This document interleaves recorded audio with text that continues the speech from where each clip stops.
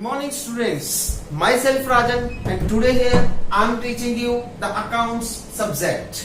Account subject में मैं आपको 11th क्लास की अकाउंटेंसी पढ़ाने जा रहा हूं जिसमें चैप्टर नंबर है, यूनिट नंबर है 4 GST goods and services tax, lecture number 10।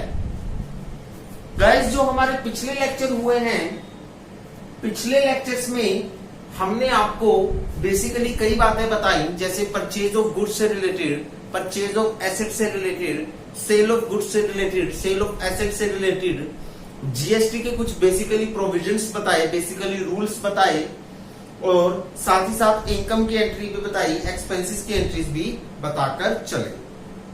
Sure guys, इस लेक्चर में हम आपको बताएंगे कि जीएसटी जब ट्रेड डिस्काउंट भी आता है और कैश डिस्काउंट भी आता है और साथ ही साथ जीएसटी भी आता है, तब क्या होगा। हमने अपने पिछले लेक्चर में आपको परचेज ऑफ गुड्स की एंट्री करवाई थी, श्योर, और इस लेक्चर में हम आपको परचेज ऑफ एसेट और सेल ऑफ गुड्स की एंट्री करवाएंगे। क्वेश्चन है आपके सामने, purchase goods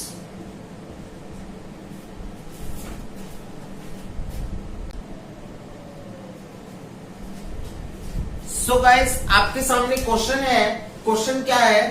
purchase car from Ram eight the rate of 10% trade discount, 10% cash discount, 10% CGST, 10% SGST for rupees 5 lakh. 40% जो अमाउंट है हमने वो पे की है चेक के थ्रू। 40% अमाउंट हमने पे की है चेक के थ्रू। सबसे पहले ये जो लाइन है, ये लाइन हमें क्या शो कर रही है? ये लाइन हमें शो कर रही है कि क्वेश्चन में पार्टली पेमेंट हुई है। सर पार्टली पेमेंट का मतलब है कि कुछ तो पेमेंट हुई है।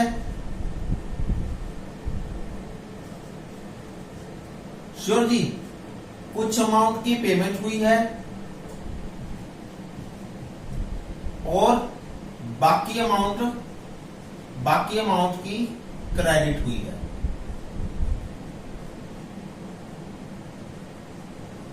यही कहना चाह रहे हैं ना इस क्वेश्चन में, ध्यान से देखिए आप। ओके, पार्टली पेमेंट का मतलब है कि कुछ अमाउंट की पेमेंट हुई है और बाकी बची हुई अमाउंट की क्रेडिट हुई है। क्रेडिट पर मतलब बाकी बची हुई जो अमाउंट है, जो बाकी बची हुई वैल्यू है, यहां मैं लिख सकता हूं कुछ वैल्यू की पेमेंट हुई है और बाकी वैल्यू क्रेडिट बेस पर है। बाकी वैल्यू क्रेडिट बेस पर है। अब क्लियर है, कुछ वैल्यू की पेमेंट हुई है और बाकी वैल्यू क्रेडिट बेस पर है, बाकी वैल्यू उधार पर है। श्योर, सबसे पहले तो बेसिकली हमें इस क्वेश्चन की इस बात को कंसीडर करना है, नोट डाउन कर सकते हैं। श्योर गाइस, सो ये पार्टली पेमेंट वाला क्वेश्चन है। जब पार्टली पेमेंट वाला क्वेश्चन होता है तो उसमें क्या होता है? सबसे पहले तो बेसिकली रूल लगाते हैं, बेसिकली रूल में ही चेंजेस आते हैं। परचेज कार राम और यहां पर क्या है? चेक, और trade discount, cash discount, CGST और एसजीएसटी हो गया। परचेज और कार हमारी क्या है? कार हमारी एक एसेट है और जब एसेट का नाम होता है तो हम परचेज और सेल को रिकॉर्ड नहीं करते, हम एसेट के नाम को अपनी बुक्स ऑफ जर्नल एंट्री में रिकॉर्ड करते हैं। चलिए सर, हमने इसको रिकॉर्ड कर दिया, हमने परचेज सेल को रिकॉर्ड नहीं किया। जब एसेट का नाम लिखा हुआ होता है तो हम एसेट के नाम को अपनी बुक्स ऑफ अकाउंट में रिकॉर्ड करते हैं, हम उसकी जगह परचेज और सेल को अपनी बुक्स ऑफ अकाउंट में रिकॉर्ड नहीं करते। श्योर, लेकिन जब गुड्स लिखे होते हैं तो हम गुड्स को रिकॉर्ड नहीं करते, हम परचेज और सेल को अपनी बुक्स ऑफ अकाउंट में रिकॉर्ड करके चलते हैं। श्योर, राम और चेक, जब पार्टली पेमेंट का क्वेश्चन होता है तो पर्सन का नाम भी रिकॉर्ड होता है और कैश या चेक जो भी वर्ड है वो भी रिकॉर्ड होकर चलता है। श्योर जी, ट्रेड डिस्काउंट और कैश डिस्काउंट में ट्रेड डिस्काउंट नहीं होगा, कैश डिस्काउंट होगा। सीजीएसटी एसजीएसटी में सीजीएसटी भी होगा, एसजीएसटी भी होगा। तो आपके पास क्या क्या वर्ड आए यहां लिखिए जरा। सॉल्यूशन में वर्किंग नोट नंबर 1, चलिए जी, कार आई है, हाँ जी सर कार आ गई, चलिए ओके। नेक्स्ट राम, राम भी आ गया। नेक्स्ट राम के बाद आया है कैश डिस्काउंट, कैश डिस्काउंट आ गया। नेक्स्ट आया है चेक, चेक भी आ गया, श्योर। नेक्स्ट आया है सीजीएसटी प्लस एसजीएसटी, चलिए सर ये भी आ गया,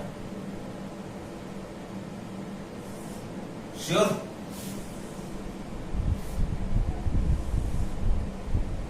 ओके,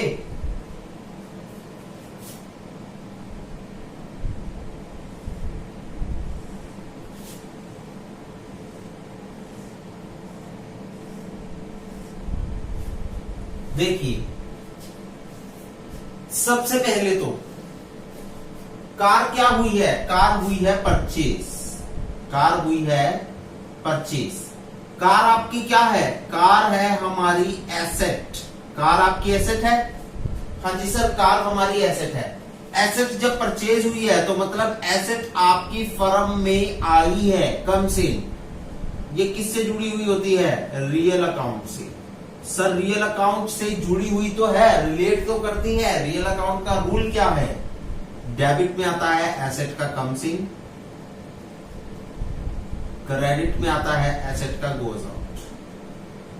श्योर गाइस, देखिए ये जो बेसिकली कॉन्सेप्ट है आपको एग्जाम में यूज नहीं करने हैं वर्किंग नोट, अगर बनाना चाहो बना सकते हो, लेकिन एग्जाम में तो जनरल एंट्री ही लिखनी है। तो बेसिकली ये कॉन्सेप्ट बार बार इसलिए करवाए जाते हैं ताकि आपके जो जनरल एंट्री को प्रिपेयर करने का कॉन्सेप्ट है वो डाउन ना हो, आपका कॉन्सेप्ट मजबूत होना चाहिए, तभी बार बार करवाया जाता है।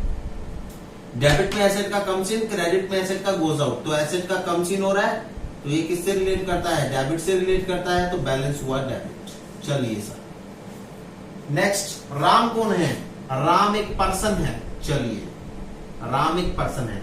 राम से परचेज की है, राम से परचेज की है तो राम सेल करने वाला है, राम बेचने वाला है, राम देने वाला है, राम एक गिवर है। राम कौन है, गिवर है।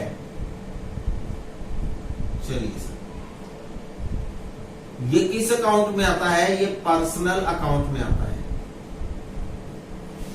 श्योर जी, राम से परचेज की है, राम बेचने वाला है, राम सेल करने वाला है, राम देने वाला है, राम हमें कुछ प्रदान करने वाला है, देने वाला है। तो बेसिकली राम कौन हुआ, राम एक गिवर हुआ, पर्सनल अकाउंट से जुड़ा हुआ है। रूल आता है पर्सनल अकाउंट में, debit the receiver and credit the giver. और रूल के अकॉर्डिंग ये क्या बना, ये लो जी, ये बना क्रेडिट। चलिए कैश डिस्काउंट, कैश डिस्काउंट क्या होगा, सबसे पहले हम चेक के बारे में बात करते हैं। चेक का मतलब क्या होता है, चेक का मतलब मैंने आपको समझाया था, चेक का मतलब होता है bank. Okay sir, bank, sure. Bank कौन है, एक पर्सन है। जब आप बैंक के थ्रू पेमेंट करते हो, जब आप बैंक के थ्रू पेमेंट करते हो, चेक के थ्रू पेमेंट करते हो, मतलब बैंक के थ्रू पेमेंट करते हो, तो बैंक आपकी पैसे को पे करने वाला है। श्योर, बैंक आपके पैसे को पे करने वाला है, बैंक आपके पैसे को देने वाला है, वो एक गिवर है। सो ये कौन हुआ, ये एक गिवर हुआ। सर ये गिवर तो हो गया, हाँ जी। ये किस रूल में एंटर करता है, ये पर्सनल अकाउंट में एंटर करता है। क्या रूल बनते हैं, debit the receiver and credit the giver.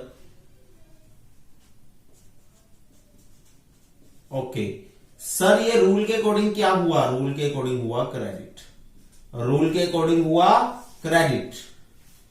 चलिए जी सर, आपने हमने ये भी बता दिया। अब देखिए, अगर बैंक या फिर कैश, अगर क्रेडिट होता है, बैंक या फिर कैश अगर क्रेडिट होता है या डेबिट होता है तो कैश डिस्काउंट उसी के हिसाब से क्रेडिट या डेबिट होगा। अब ये क्रेडिट हुआ है तो ये भी क्या होगा, क्रेडिट होगा। चलिए सर, ये भी क्या होगा, क्रेडिट होगा। चलिए इसे भी क्रेडिट कर देते हैं। क्रेडिट होकर ये क्या बनता है, ये बनता है कैश, सॉरी, ये बनता है डिस्काउंट रिसीव अकाउंट। यही नाम आता है ना इसका? हाँ जी सर, यही नाम आता है।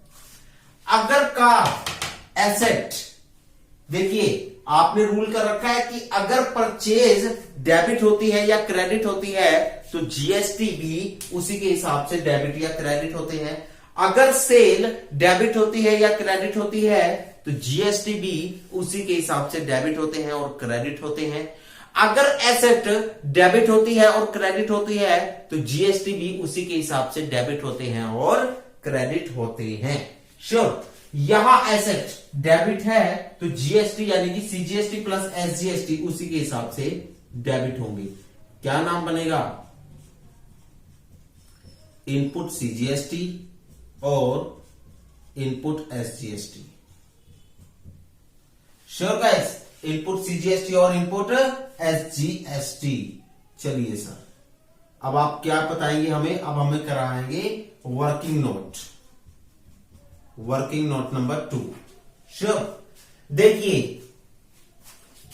कितने की थी, हाँ जी, इनवॉइस वैल्यू देखिए, चेक कीजिए कितने की थी, कॉस्ट कितने की थी सर, कॉस्ट थी 5 लाख रुपए की।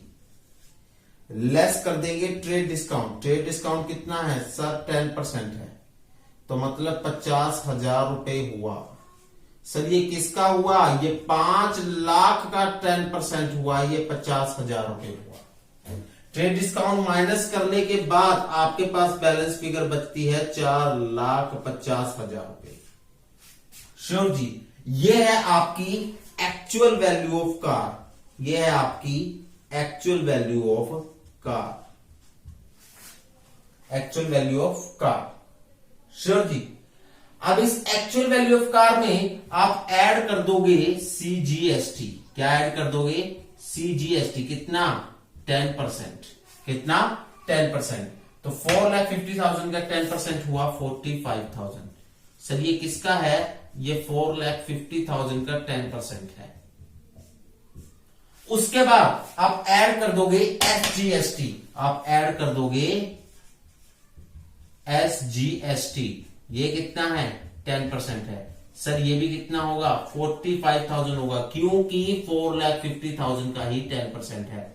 सर आपने हमें एक बात बताई थी, आपने हमें कहा था कि जो जीएसटी होता है और जो एसजीएसटी होता है या जो आईजीएसटी होता है वो हमेशा आपकी एक्चुअल वैल्यू ऑफ एसेट या फिर एक्चुअल परचेज या एक्चुअल सेल पर ही लगकर चलता है। वो हमेशा एक्चुअल परचेज या एक्चुअल सेल या एक्चुअल वैल्यू ऑफ एसेट पर ही लगकर चलता है।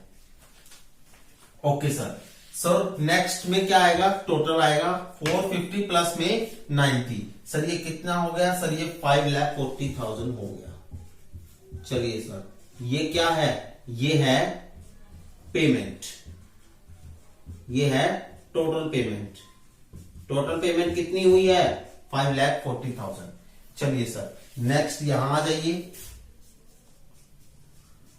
टोटल पेमेंट कितनी हुई है, 5,40,000। लेस कर देंगे डिस्काउंट, डिस्काउंट कितना है, हाँ जी। अब बारी आती है पेमेंट मेथड की। देखिए अब क्या होगा, पेमेंट को मैं थोड़ा सा अलग करवाना चाहूंगा। मैं पेमेंट को यहां लिखना चाहूंगा, यहां पर आ जाइए, वर्किंग नोट नंबर 3 बनाएंगे हम। टोटल पेमेंट कितनी करनी है, टोटल पेमेंट करनी है 5,40,000 की। ओके जी, लेकिन 5,40,000 में हमने कितने पे किए, सर 40% पे किए, हमने 40% पे किए। तो इसका 40% कितना आएगा, 40% कितना होगा, सर अभी कैलकुलेट कर लेते हैं।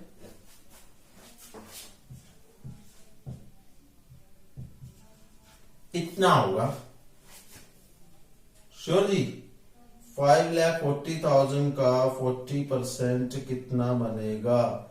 सर 2,16,000 बना है, 2,16,000 ही हमने लिख दिया। Sure, okay. नेक्स्ट 60% कितना बना? 60% कितना बना है? 60% बना है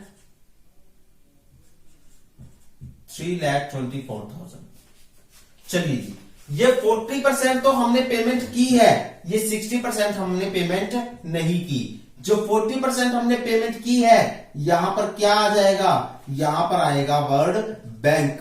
और जो हमने 60% पेमेंट नहीं की, यहां आएगा पर्सन का नाम, पर्सन का नाम आएगा यहां पर।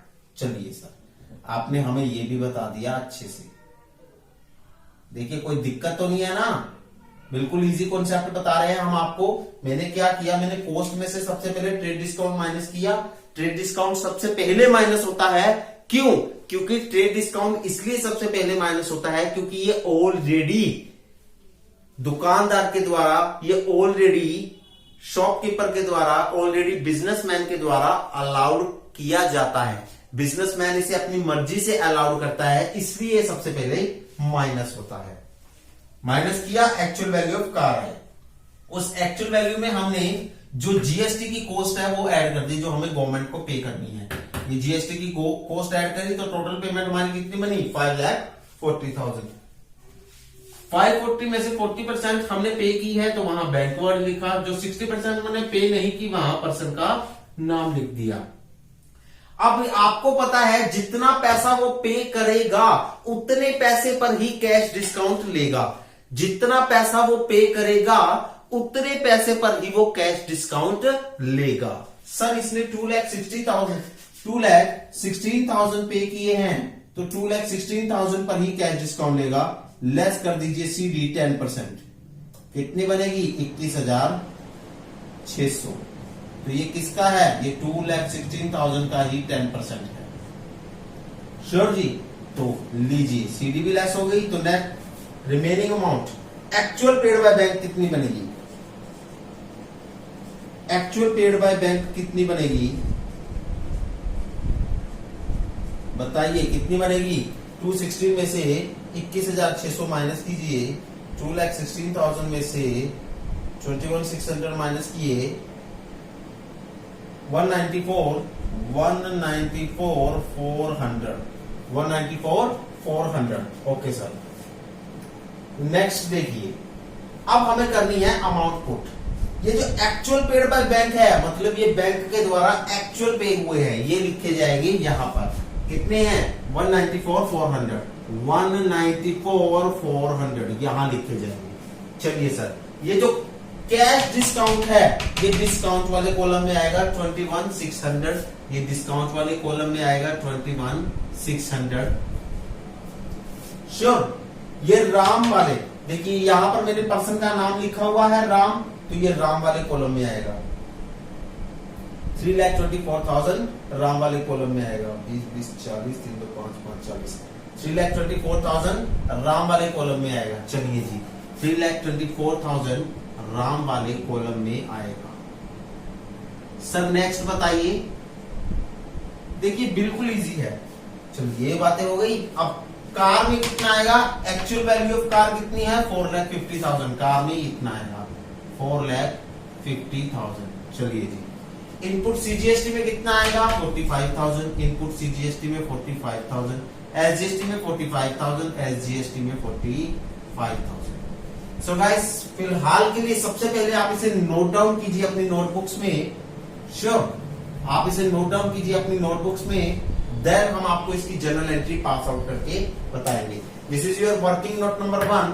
This is your working note number 1। ये वर्किंग नोट नंबर 1 है, ये 1 है, 1 है, 1 है, और ये वाला भी वर्किंग नोट नंबर 1 का क्वेश्चन है। ये वर्किंग नोट नंबर 2 का क्वेश्चन है, ये वर्किंग नोट नंबर 2 का क्वेश्चन है, और ये वर्किंग नोट नंबर 3 का क्वेश्चन है। नोट डाउन कीजिए।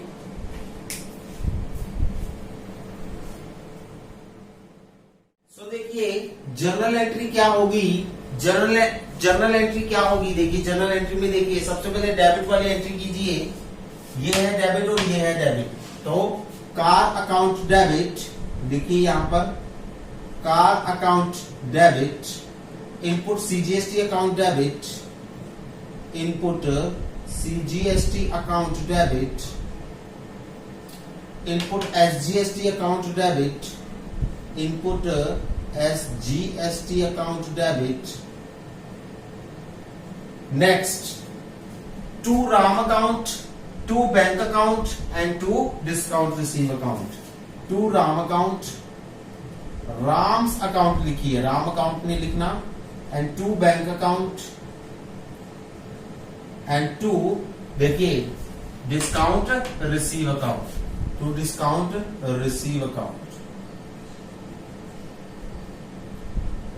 चलिए सर, ये भी हमें क्लियर हो गया। अब नोट डाउन करेंगे हम इनकी जर्नल एंट्री। जर्नल एंट्री में देखिए कार में कितने हैं, 4,50,000, 4,50,000 यहां लिखे। उसके बाद इनपुट सीजीएसटी में 45,000,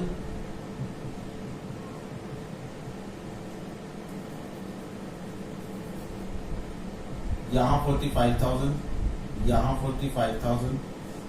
श्योर, कार के कार में लिखे, सीजीएसटी एसजीएसटी के उसमें लिखे। राम वाले में कितने हैं, 3,24,000, 3,24,000। और बैंक वाले में 194,400, 1,94,400।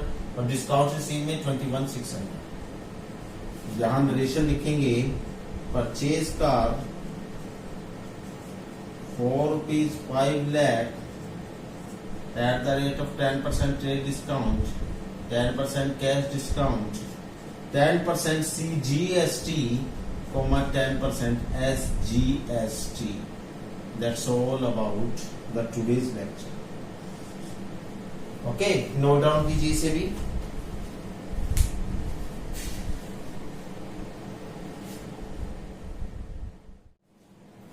So guys, next आपके सामने एक इजी सा क्वेश्चन है, ज्यादा टिपिकल नहीं है। कहता है sold goods to Hari for ₹1 lakh at the rate of 10%. This is not the 1 lakh. for ₹7,50,000. Sure.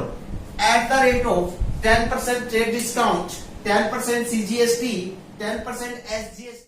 We are from Delhi and Hari is from Haryana.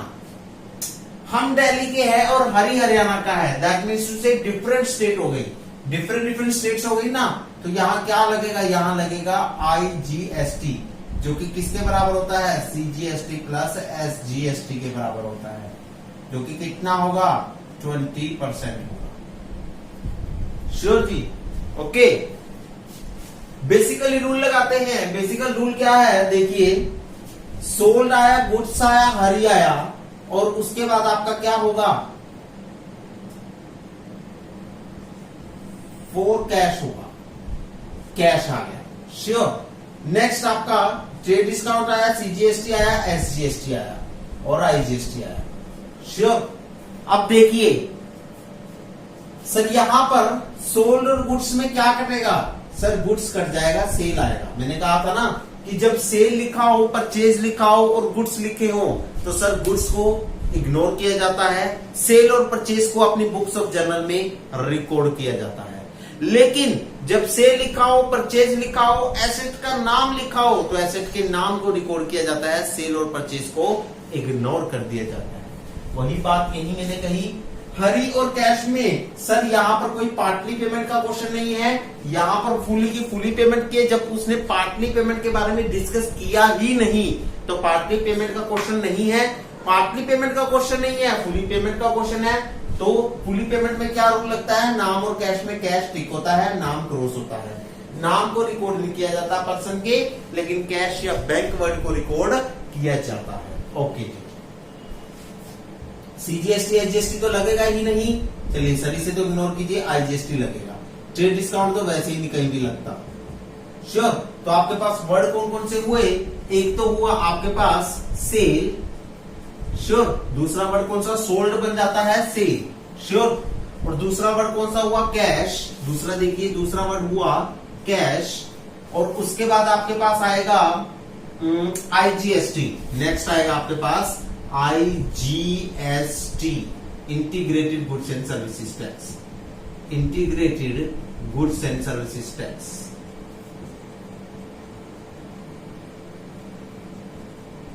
Sure जी, this is your IGST। Okay sir, sale आपकी क्या होती है? Cell होती है हमारी income, cell होती है हमारी इनकम। आपको पता है ना सेल हमारी इनकम होती है। मैंने यूनिट नंबर 2 में अच्छे से बता रखा है कि इनकम एक्सपेंसेस क्या होते हैं। हालांकि इस यूनिट में भी मैंने अच्छे से बता रखा है कि इनकम एक्सपेंस क्या होते हैं। तो सेल हमारी सबसे बड़ी इनकम होती है। ओके सर, नेक्स्ट, ये जुड़ी हुई होती है, रिलेट करती है, इसका रिलेशन होता है नॉमिनल अकाउंट से। रूल लगते हैं डेबिट में all expenses and losses, okay, और क्रेडिट में all income and gains, all income and gain. Sir ये रूल के अकॉर्डिंग क्या होगी? सर ये रूल के अकॉर्डिंग होगी हमारी इनकम, क्रेडिट होगी तो ये रूल के अकॉर्डिंग हमारी होगी इनकम। श्योर जी। सर कैश, कैश का मतलब यहां पर क्या है? देखिए जब हम गुड्स को सेल करते हैं, जब हम सामान बेचते हैं, सामान बेचते समय हम कैश को रिसीव करते हैं, हम कैश को रिसीव करते हैं। तो कैश यहां क्या हो रहा है? कैश यहां पर रिसीव हो रहा है, तो मतलब एसेट रिसीव हो रहा है। देखिए कैश यहां पर रिसीव हो रहा है। ओके जी। सर कैश आपकी एसेट होती है? हाँ जी एसेट होती है। एसेट रिसीव हो रहा है, दैट मीन्स टू से एसेट का कम्स इन हो रहा है। ओके जी। सर रूल क्या लगेगा? रियल अकाउंट से जुड़ा हुआ होता है। सबसे पहली बात रूल लगता है डेबिट में एसेट का कम्स इन एंड क्रेडिट में एसेट का गोज आउट। सर रूल के अकॉर्डिंग क्या हो गया? रूल के अकॉर्डिंग हो गया कम्स इन, मतलब डेबिट हो गया। चलिए सर ये जो IGST है, integrated goods and services tax है, ये क्या होगा? अगर सेल क्रेडिट हुई है तो IGST भी क्रेडिट होगा। मैंने कहा था कि अगर सेल क्रेडिट या डेबिट होगी तो GST का जो भी टाइप होगा वो उसी के अनुसार क्रेडिट या डेबिट होगा। अगर परचेज क्रेडिट या डेबिट होगी तो GST भी उसी के हिसाब से क्रेडिट या डेबिट होगा। अगर एसेट क्रेडिट या डेबिट होगी तो GST भी उसी के अनुसार क्रेडिट या डेबिट होगा। सो GST अब क्या होगा? सर अगर सेल क्रेडिट हुई है तो GST भी आपका क्रेडिट होगा। सर ये क्रेडिट होकर क्या बन जाता है? आउटपुट IGST बन जाता है। श्योर जी? हाँ जी सर। अब आती है वर्किंग नोट नंबर 2 की बारी। सर वर्किंग नोट नंबर 2 भी कर देते हैं। ओके जी, वर्किंग नोट नंबर 2 देखिए। देखिए प्राइस कितना है? प्राइस देखिए कितना है? 7,50,000। 7,50,000। इसमें से लेस कर देंगे ट्रेड डिस्काउंट। ट्रेड डिस्काउंट दे रखा है ना हमें? हाँ जी सर, 10% दे रखा है। देखिए ये रहा, ट्रेड डिस्काउंट दे रखा है 10% ट्रेड डिस्काउंट, 10% ट्रेड डिस्काउंट। तो 10% ट्रेड डिस्काउंट होगा, ये बनेगा 75,000। सर ये 7,50,000 का ही 10% हमने किया है। ओके, तो एक्चुअल वैल्यू कितनी आई? एक्चुअल वैल्यू ऑफ सेल कितनी, यानी कि एक्चुअल सेल कितनी आई हमारे पास? हमारे पास आई है एक्चुअल सेल 6,75,000। श्योर जी? इसमें ऐड कर देंगे ऐड कर देंगे IGST, ऐड कर देंगे IGST 20% है। सर किसका होगा? एक्चुअल सेल, क्योंकि एक्चुअल अमाउंट पर ही हमेशा GST लगता है। मैं बार बार कह रहा हूं GST हमेशा एक्चुअल अमाउंट पर ही लगता है, एक्चुअल वैल्यू पर ही लगता है। Actual value of sale, actual value of sale, actual value of sale, actual value of purchase या एक्चुअल वैल्यू ऑफ एसेट पर ही हमेशा GST लगता है। सर यहां कितना हुआ? 6,75,000 का 20% अगर हम करें 1,35,000। कैलकुलेट कर ही लिया होगा आप लोगों ने। तो देखिए IGST हुआ 1,35,000, टोटल अमाउंट रिसीव हुई 8,10,000। उसके बाद सर यहां पर कहीं कैश डिस्काउंट दे रखा है? सर यहां कहीं भी कैश डिस्काउंट नहीं दे रखा। 10% ट्रेड डिस्काउंट है, 10% CGST है, 10% SGST है, IGST है। कैश डिस्काउंट की तो डिस्कशन हुई ही नहीं। जब कैश डिस्काउंट की डिस्कशन नहीं हुई है तो नहीं दिया जाएगा। अब हम करेंगे general entry pass. Actual sale में लिखे जाएंगे कितने, 6,75,000 लिख दीजिए जल्दी जल्दी। ओके, नेक्स्ट आईजीएसटी में 135 लिखे जाएंगे, 135 लिख दीजिए जल्दी जल्दी। नेक्स्ट टोटल अमाउंट रिसीव कितनी होगी, 8,10,000, तो 8,10,000 यहां लिख दीजिए जल्दी जल्दी। सर जनरल एंट्री हम पास आउट कर देते हैं अपनी। देखिए सबसे पहले डेबिट वाली होगी, cash account debit, cash account debit to sales account, to sales account and to output IGST account, to output IGST account, to output IGST account. कितनी कितनी जाएगी बताइए। कैश में जाएगी 8,10,000 और सेल में जाएगी कितनी, 6,75,000 और आईजीएसटी में कितनी जाएगी, 135,000। तो यहां लिख दीजिए सोल्ड गुड्स ₹4, आपका ये जाएगा sold goods ₹4, 7,50,000 at the rate of 10% trade discount, 10% cash discount and 10% trade discount, 10% 20% IGST।